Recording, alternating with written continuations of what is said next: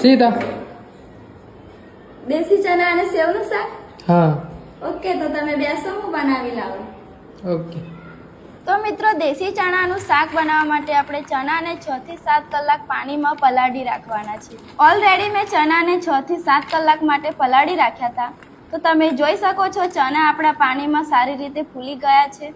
તો હવે ફરી એકવાર ચણાને પાણીમાં બરોબર રીતે ધોઈ લઈશું.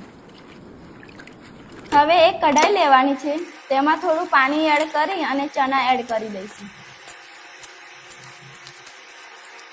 અને ઉપરથી તેમાં થોડું મીઠું એડ કરી આપણે ચણાને બાફવા માટે મૂકી દઈશું. તો ચણા બફાય ત્યાં સુધી આપણે ટામેટાને મિક્સરમાં પીલી લઈશું.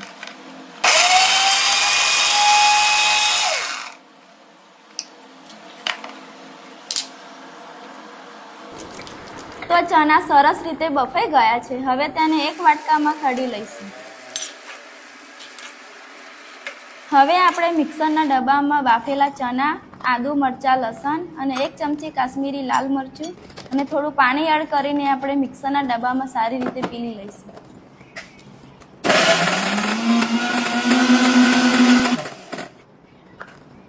તો તમે જોઈ શકો છો સારી રીતે પીલાઈ ગયા છે. હવે તેને એક કટોરામાં કાઢી લઈશું.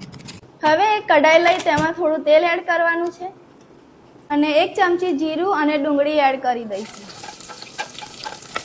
બરોબર મિક્સ કર્યા બાદ તેમાં પીલેલા ચણાની પેસ્ટ એડ કરી દઈશું.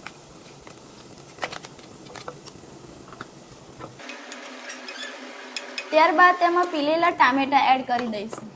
હવે આપણે ઉપરથી તેમાં 1 ચમચી ગરમ મસાલો, 1 ચમચી ધનિયા જીરું પાવડર, અડધી ચમચી હળદર, 1 ચમચી લાલ તીખું મરચું, 1 ચમચી મીઠું અને કાશ્મીરી લાલ મરચું એડ કરી દઈશું. તો મિત્રો, ગ્રેવી આપણી તૈયાર થઈ ગઈ છે. હવે તેમાં બાફેલા ચણા એડ કરી દઈશું અને ચણાને ગ્રેવી સાથે બરોબર રીતે ભેળવી ઉપરથી સબ્જી મસાલો એડ કરી દઈશું. તો હવે તેમાં થોડું પાણી એડ કરી ગેસની ધીમી આંચ રાખીને 5 મિનિટ સુધી આપણે ઢાંકીને મૂકી રાખીશું. તો મિત્રો, 5 મિનિટ થઈ ગઈ છે. હવે તેમાં ઉપરથી સેવ એડ કરી દઈશું. હવે તેમાં ઉપરથી ધાણા એડ કરીને મિક્સ કરી લઈશું.